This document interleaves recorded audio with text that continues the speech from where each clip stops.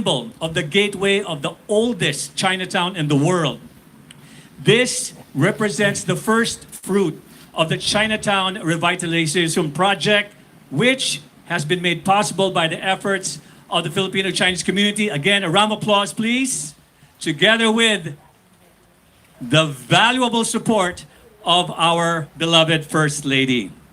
So tonight, let this bridge shine, not just as a restored landmark, but as a beacon of unity and a renewed partnership between two nations that have walked together side by side for the past half a century. That is a long time.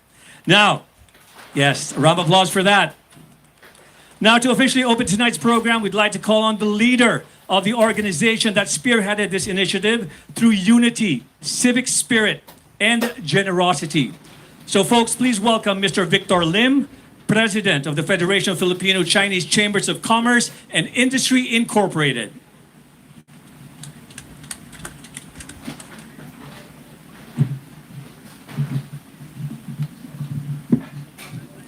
His Excellency, President Ferdinand Romualdez Marcos Jr., our Honorable First Lady Lisa Ronita Marcos, Mayor Mayor Hani Lacuna, okay, Honorable Ambassador Juan Silian, Secretary Acosar, a pleasant evening. On behalf of the Federation of Filipino-Chinese Chamber of Commerce and Industry, Inc., my fellow donors, it's our great honor to be here, witness the Jones Bridge lighting ceremony in celebration of the 50th anniversary of the Philippine-Chinese bilateral relations. We are glad to be part of this project with our donation to support the government initiative to revitalize Manila Chinatown as part of the Pasig Bigyan Buhay Muli development plan. This undertaking is a significant project which pays tribute to our vibrant culture, trade, tradition, and history. Jones Bridge is a cultural icon leading to the entrance of Manila Chinatown, which is the most oldest Chinatown in the world, thus over 430 years old, and stand as a symbol of heritage and harmony.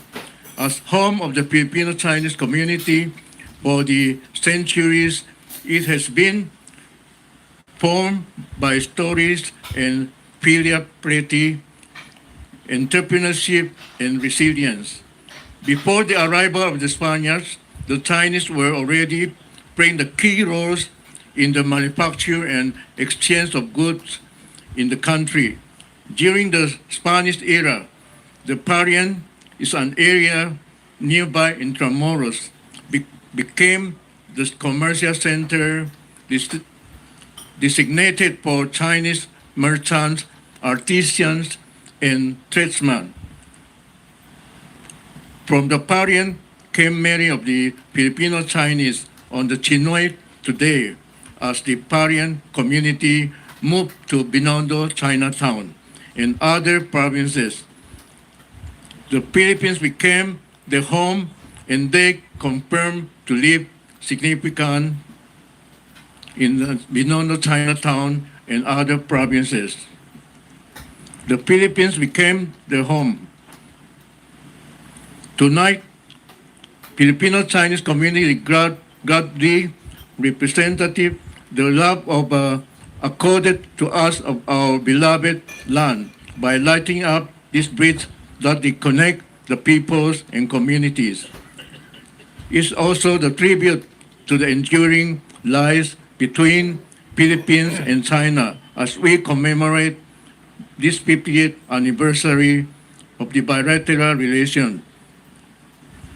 In our federation and the Chinese community share continues to build bridges and goodwill and understanding among our peoples through the school building projects, donation, medical mission, volunteer fire brigades, calamity relief operation, and other outreach programs.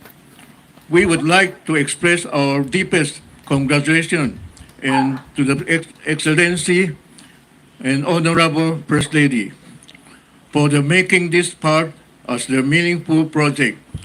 The lights that were lit tonight will be shined as a beacon, inviting our friends, visitors, and tourists to appropriate the rich culture and development of our communities and nation. Maraming salamat po. Mahuhay ang tayong lahat. Thank you. Thank you so much, Mr. Lim. Now it is my pleasure to introduce a distinguished diplomat and steadfast partner in our bilateral journey. His esteemed presence this evening reflects the strength of the friendship between these two nations. To deliver an inspirational message, may we now call on His Excellency, Ambassador Huang Zilian of the People's Republic of China.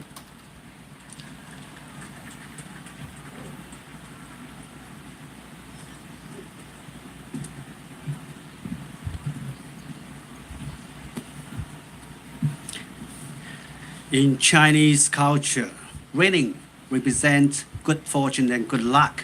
I hope you will not stop during my speech. So first of all, thank you so much, Mr. President and Excellency First Lady, for inviting me and my colleagues to this celebration.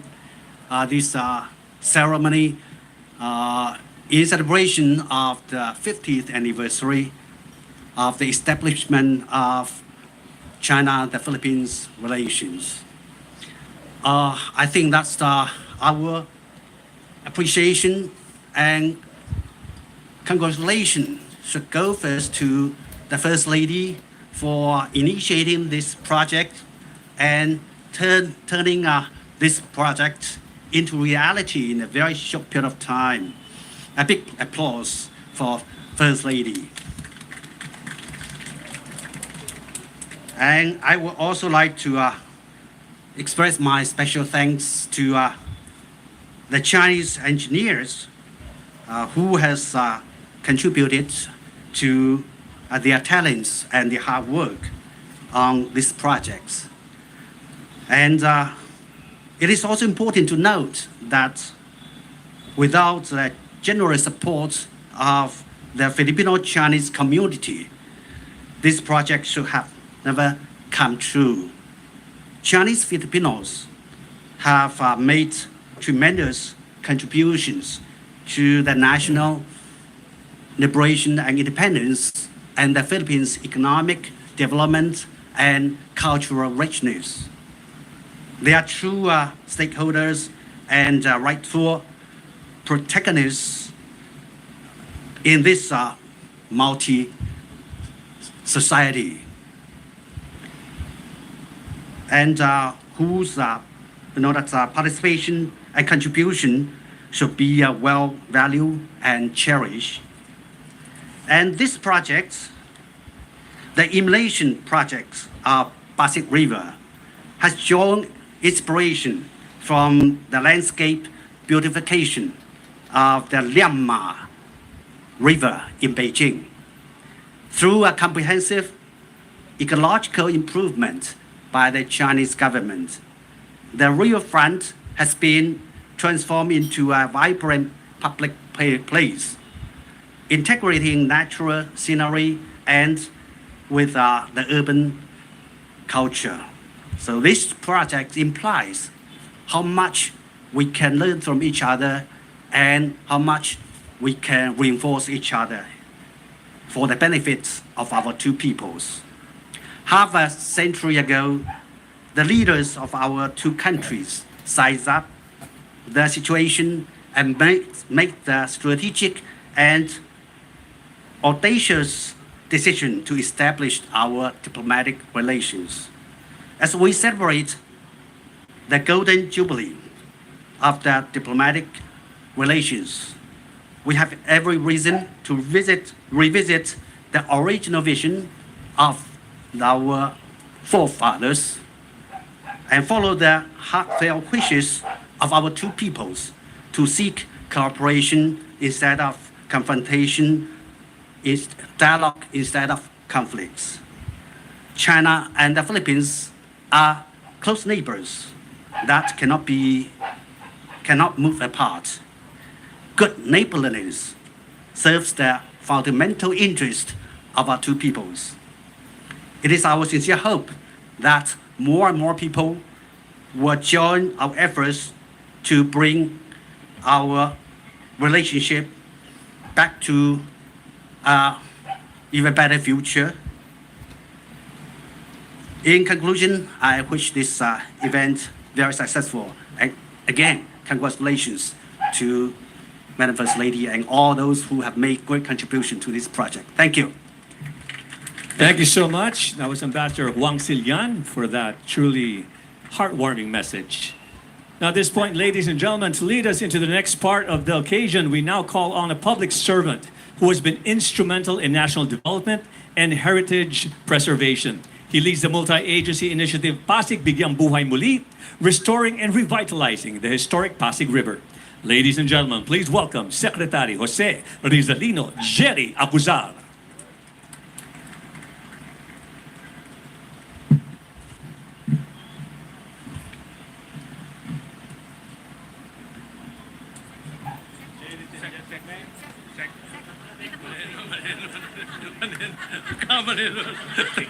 Pinaman. And cut. Take two. Second time.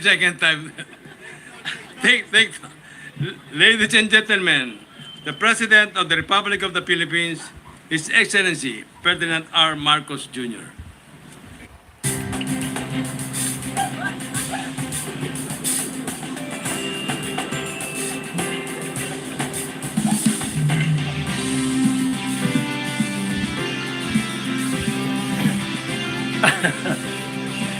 Maraming salamat sa ating kaibigan, Pasig River Rehabilitation Secretary Jerry Acuzar.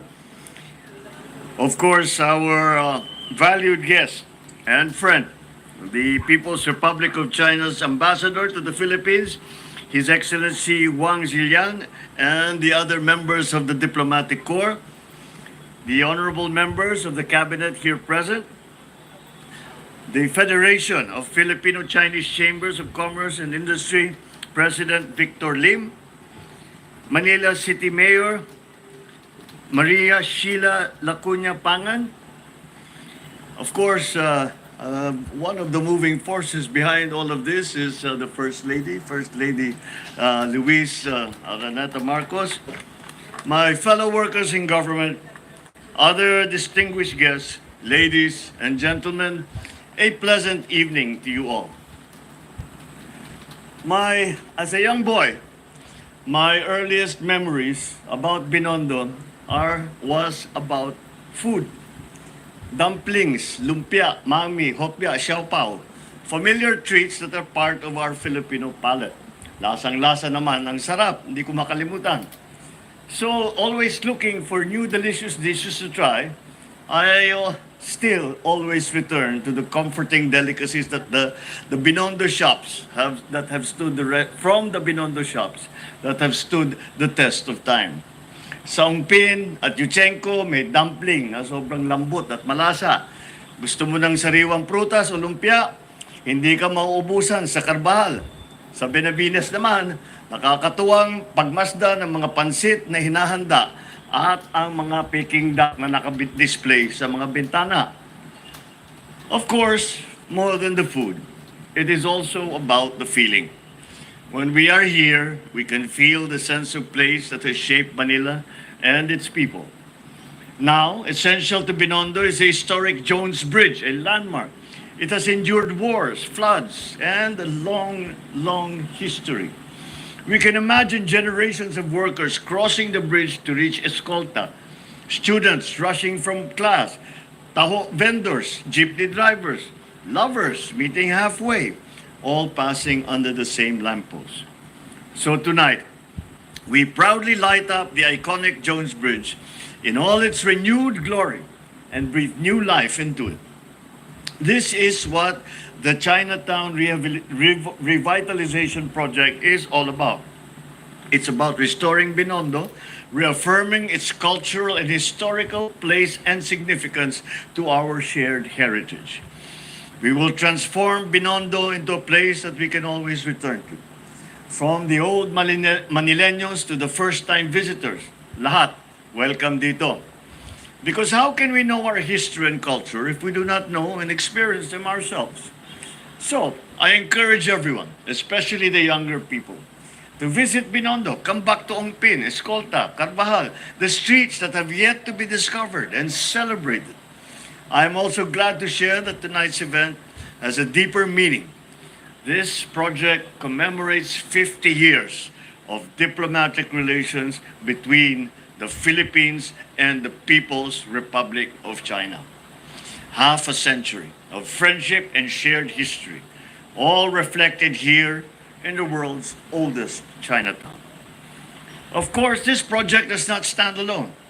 It's part of our bigger push to bring life back into our historic districts. As we speak, we are implementing projects to revitalize the Pasig River, including the Pasig River Urban Development Project, so our people can breathe and move more easily.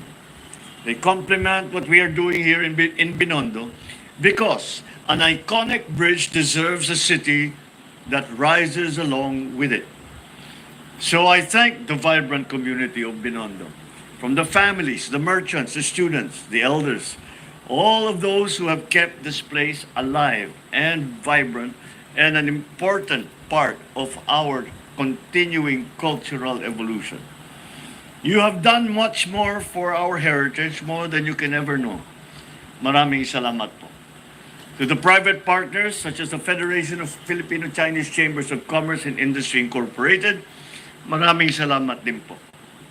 And to the government agencies, let us see this project through with the same vigor and dedication that we have shown to bring it this far. Let us finish phase 2 as we transform Ongpin and Escolta into cultural and economic hubs. We will bring back the golden years so that we can relive them. Ladies and gentlemen, this initiative calls us to notice something that has always been with us. We just need to acknowledge and to elevate it. Because when we do that, we take something ordinary and change how everyone feels about it. Only then do we realize that we must treat it with respect that it deserves. This is the real revitalization that we must partake to sustain our homes, our city, and in that way, our culture. Kaya kaibiganin natin ang mga tindero at tindera. Subukan ang viral na recipe ng hopya at lumpia. Suportahan ang mga lokal na negosyo. Linisin ang ating paligid. Tumawid sa Jones Bridge at gumala sa tabi ng Ilog Pasig. In times like this, when everything can feel loud and fast and confusing, I believe what we need is right here. A place as simple as a bridge or a street that tells us to pause and to reflect on who we are and what we share as a nation. Maraming salamat po. Mabuhay ang Binondo, mabuhay ang bagong Pilipinas. Maraming salamat, Mr. President. We'd like to request you to please remain on stage as we invite First Lady Luis Araneta Marcos, Ambassador Huang Sillan, Secretary Jerry Acuzar, Manila Mayor Hani Lacuna, and Mr. Jeffrey Nang, Executive Vice President and Head of External Committee of FFCC-CII, for the ceremonial lighting of Jones Bridge. We shall be clearing the stage and placing the button at the center.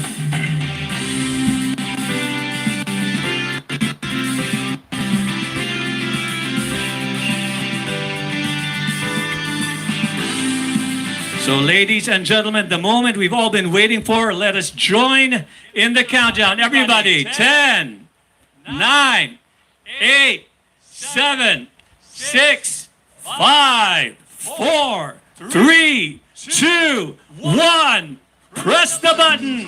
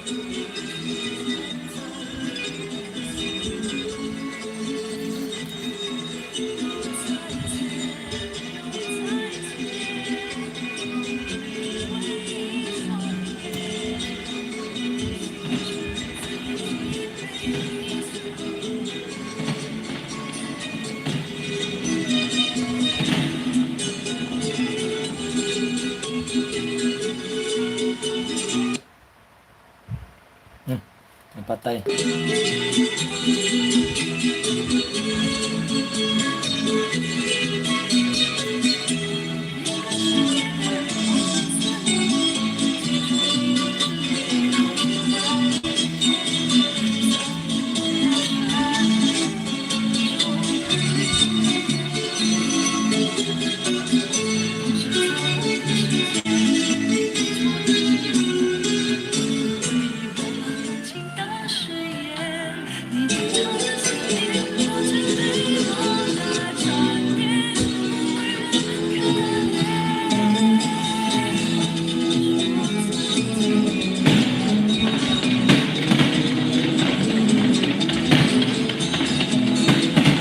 Wow.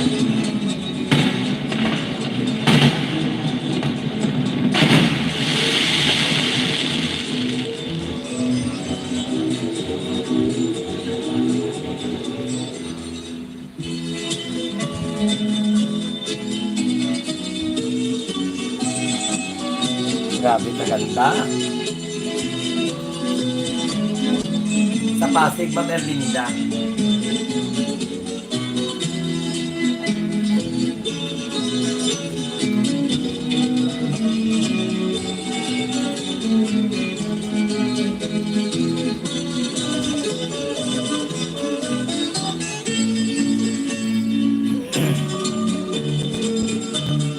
Every week ata yan papailawin. Ang ganda. Alam niyo sa China, ganun po, paggabi puro ilaw.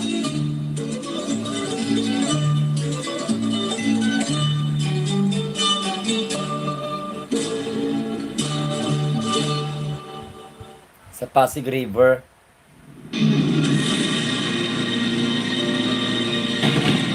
Wow. Ay, wow.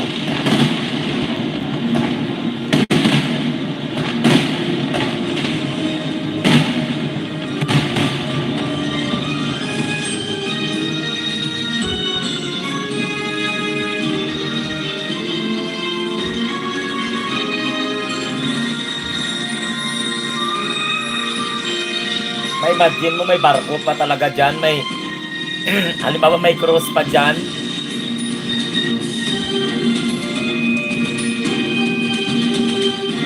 Dadaan ka sa ilalim ng tulay.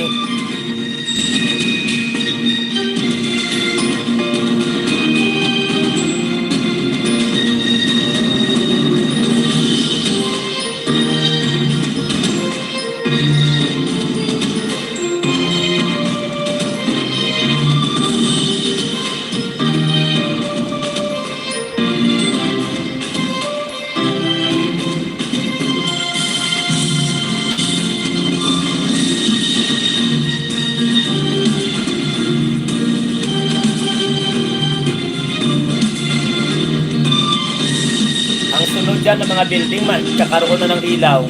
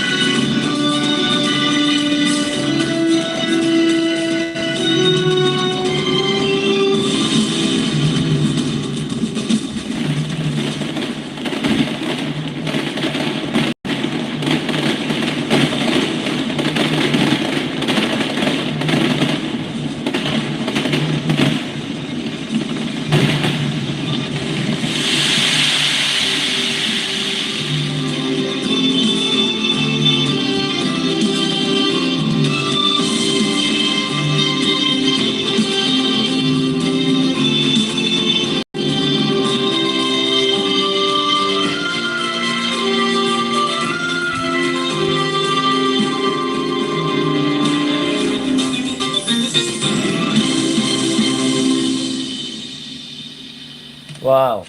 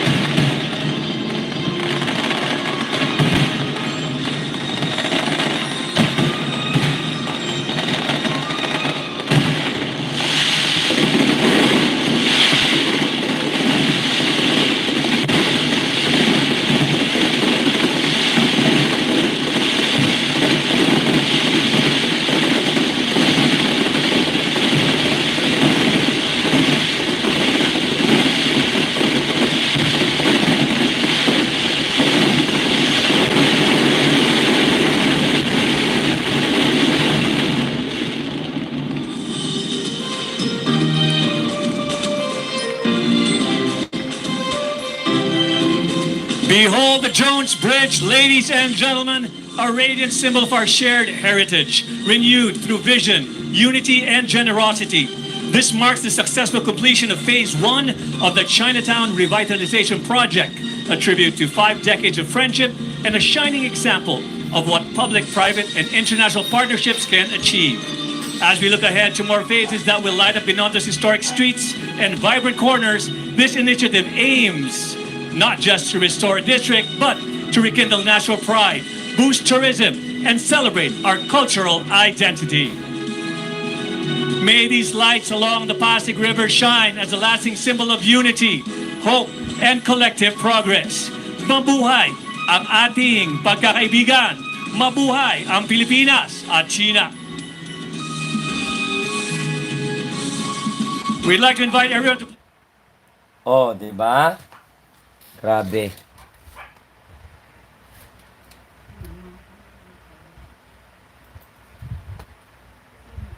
So, ang ganda. Itsura ko lang hindi maganda kasi nagpahilot ako. Ayan, very amazing. Mabuhay ang bagong Pilipinas. Huwag nyo nang tinangin kung bakit ganyan yung aking buhok. Kasi, naka-encounter ako ng aswang. Kaya naging ganito yung aking buhok. So, mabuhay ang bagong Pilipinas. China, sabi ni Marites Tamani. Okay, so ano yon? Pag mapunta tayo ng Manila, bisitahin natin yon. Parang papailawan yan once a week, no? Yan yung kung mga sa tabi ng daan, magkakaroon pa ng mga ilaw, tuloy-tuloy yan, susunod yan. Tapos sa gilid may mga pagkain, maganda yan. Pasok ang mga DDS at nang masita na naman ang gabi ni bantay ka, panglunukin ko yung mga Duterte Dehad supporters. Ang gaganda nga naman ng pinakita pagkatapos papasok-pasok sila. Meron pa silang gana magbatikos, lunod ko kayo sa Ilong Pasig. Pakain ko kayo sa mga piranha doon. Ang mga DDS bawal mag-comment, bawal manood, bawal mag-kinig. Bawal mag-share, bawal mag-like, bawal mag-subscribe. Pero kung naliwanagan ko na DDS, edi welcome ka. Pero yung mga bago mga DDS, bawal. Lahat, bawal. Mga DDS, bawal makinig, bawal manood, bawal mag-like, bawal mag-share, bawal mag-comment, bawal mag-subscribe. Magtai lang kayo. Pwede. Inkanto. O, kamusta na ang mga lunok? O, ang ganda talaga pag uwi ko, pasyal ako dyan. Alam mo, pero ilang beses ako nakapunta ng Manila. Hindi ako nakapunta ng Ilog Pasig. Wala man akong kasama, mamasyal. Pero siguro, pagpunta ko ng Manila, sa susunod, ay di dadalaw na ako doon, lalo na paggabi. Maganda, no? Maganda magpasyal-pasyal ka, muni-muni. Hindi lang palagi sa Mall of Asia magpunta, hindi lang palagi sa BGC. Punta din tayo dyan sa mga historical place na yan. Yan, sa Jones Bridge. Now, super amazing na talaga. Susunod yan, alam mo ang nakikita ko sa susunod, yung mga buildings, yung mga historical building, lalagyan ng mga ilaw, tapos papailawin ng gabi, maganda. Isa yan sa mga nakikita ko na mga siguro isusunod nila ng mga projects. Yung bawat building ng gobyerno, lagyan ng ilaw. Then, every once a week, papailawin sila ng sabay-sabay. O di maganda, magiging tourist spot. For example, katulad yan, post office, o museum, o lahat ng mga historical places, mga building ng gobyerno, lagyan ng ilaw yan, mga LED lights. Maganda. Hindi lang mga hotel yung kwan, hindi lang mga hotel yung may mga ilaw.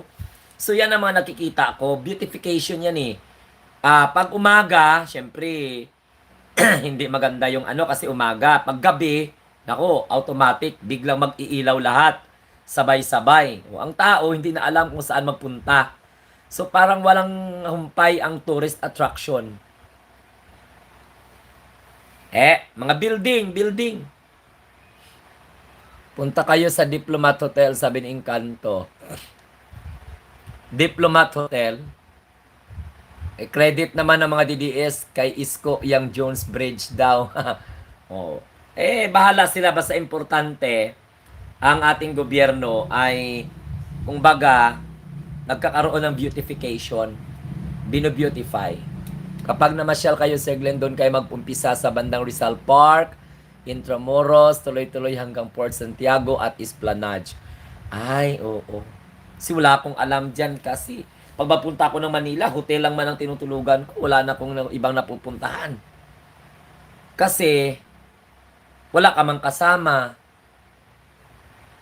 Sa Diplomat, mga multo, okay lang, bahala na, lagyan ng mga Christmas light. Lagyan ng LED lights sa mga multo. Okay, ganun na lang. So maraming salamat. Have a nice day and God bless everyone. Adios. So, kasi masama yung aking boses. Mag-dinner pa ako. So, bye-bye. Salamat and panoorin nyo na lang muli yung yung Jones Bridge lighting ceremony dyan, no? Initiative po ng ating mahal na First Lady, ng Pangulo, at saka ng Filipino Chambers of Commerce. Bye-bye. Have a nice day and God bless everyone.